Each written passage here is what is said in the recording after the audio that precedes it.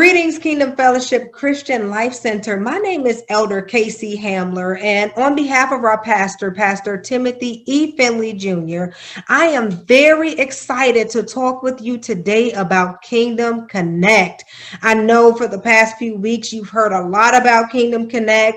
During our pre-worship show, we unveiled the launching of it, and just last week, you should have received information from your Jewel Group leader on how to access Kingdom Connect.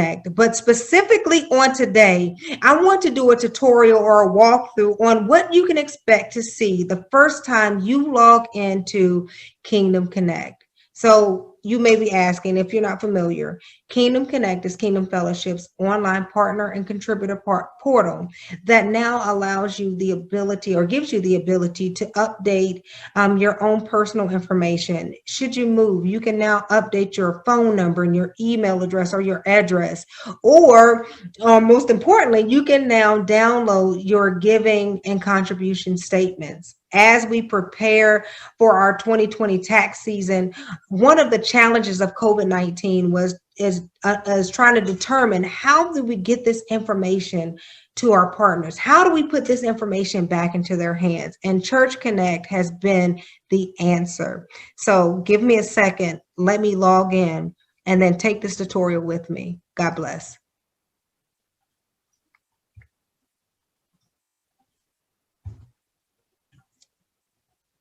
So as you're logging in, the first thing the information you should have received is that to access the part portal, you will need to go to KFCLC.churchtrack.com, and that's KFCLC.churchtrack.com.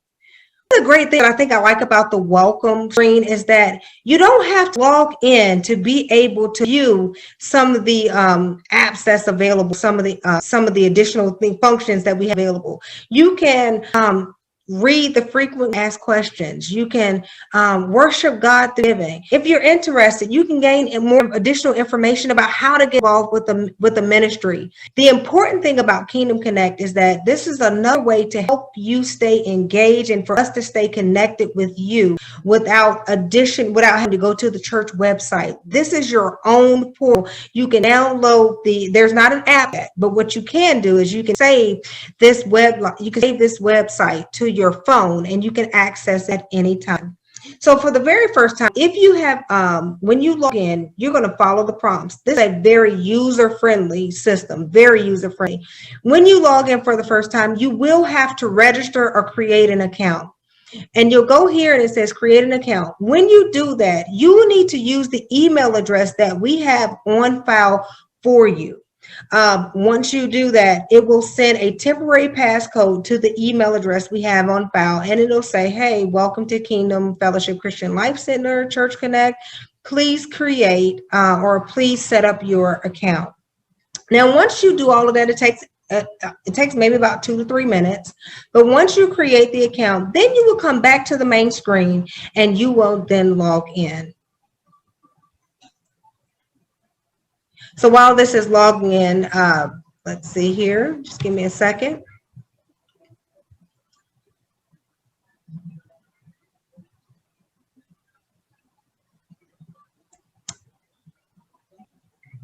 Great. Okay. So right here from the main screen. So once you're logged into the system, this is how you know that you're logged in. One of the questions I think that will come up is that what happens if my email address is not recognized? If your email address is not recognized in the system, you will be prompted to fill out a form that will ask you your name, your email address, and some other information. Once you fill out that form, it will go to our ear team. Our ear team will actually go through the form, review it, and then connect it to your existing account. Should there be an issue, someone will reach out to you to get the issue resolved so that you can gain access to your portal. So here we are, we're at the main screen. Again, it gives you the same options you had before you logged in. You can get your frequently asked questions, some other items that you do. Again, you can worship God through giving. You can get more additional information of ministry, and you can also submit your prayer requests. One thing that I want you to know about the prayer request, it will take you to our church website where you can securely submit your prayer request. That information is only shared with our prayer team. So now that we're at the main screen, if you look here, you have from the main menu, you now have the option to look at my profile. So I created a profile for Jane Doe, so she's not real, but for the purpose of this tutorial, I just wanted to see what the screens would look like, what information is available. So I pre-populated some information about Miss Jane Doe, and as you can see here, we have the family role. One thing I want to point out about the family role is that if you have a family profile connected in our system where you may be married or you may have children and all of the profiles are connected together, you can designate if you are the spouse, if you're the primary contact, and if you're the child of your other, you can designate that. And the whole purpose of that is it tells us who in that family dynamic, who do we need to contact? It's not necessary, but it does help. Again, we have our birthday information, our mobile phone. One thing that we really are trying to get better at and we want to do is we want to make sure we have the right demographics for our partners. As we move with some of the new initiatives that we're doing here at Kingdom, you know, we may be contacting you through text message. We have a host of different applications that we can use to get in contact with you on. So we want to make sure that we have a great starting point of how to get in contact with you and the information that we have is accurate. So when you log in for the very first time, make sure you confirm that we have the right information for you. As the system states here that you can use the fields below to edit your profile. And once you make the changes are saved automatically. You don't have to do anything once you populate that information. Okay. Here, this is how we'll communicate with you. If we're writing, like say a letter, how do you want us to address you? Do you want us to address you as Mr. or Mrs. Jane Doe, or we have an informal section? So again, this is just another section of demographic information that we would want you to look at and populate so that we're addressing you as you request. There's nothing more to discuss there. So let's go ahead and look at the giving history. So when you go to my giving history, I think this is where I'm going to spend a good amount of time on, because one, this is where a lot of the changes that we've made is centered around the giving history. So we're going to start here at your start date and your end date.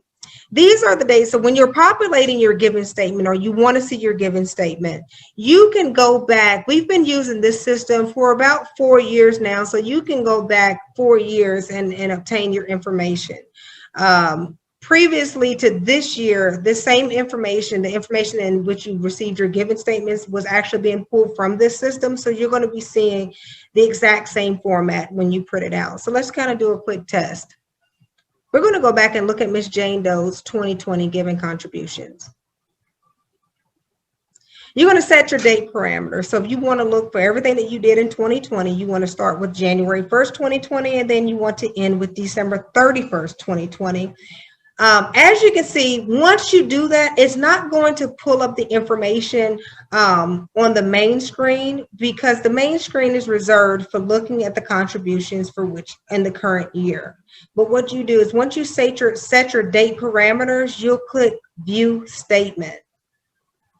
And when you click the View Statement, what it will do, it will download a Word document, and it'll be in the letter format.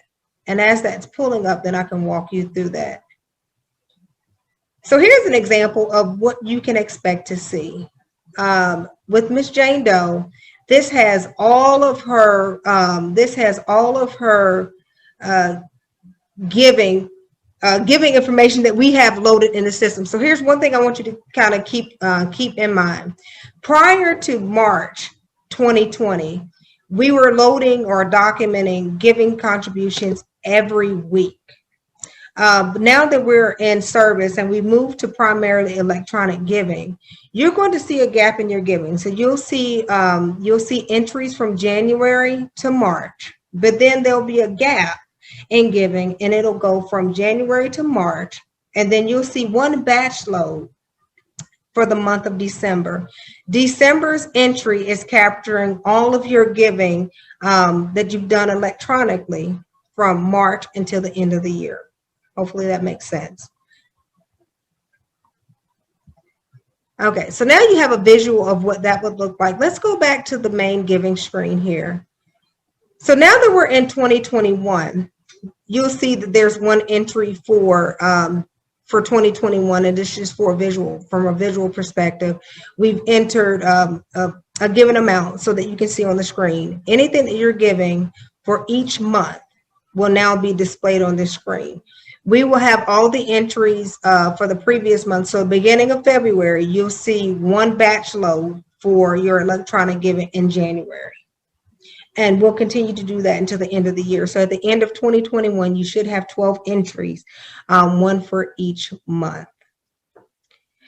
Now, one thing I do want to point out here is that there's a statement on the screen that talks about online giving using a credit card or debit card will show up on your giving history within a few minutes.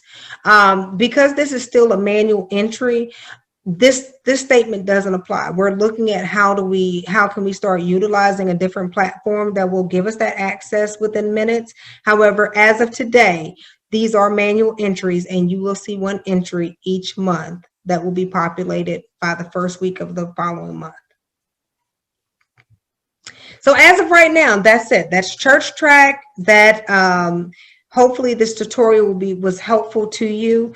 If you have any additional questions, I'm going to stop sharing my screen so I can come back to you here.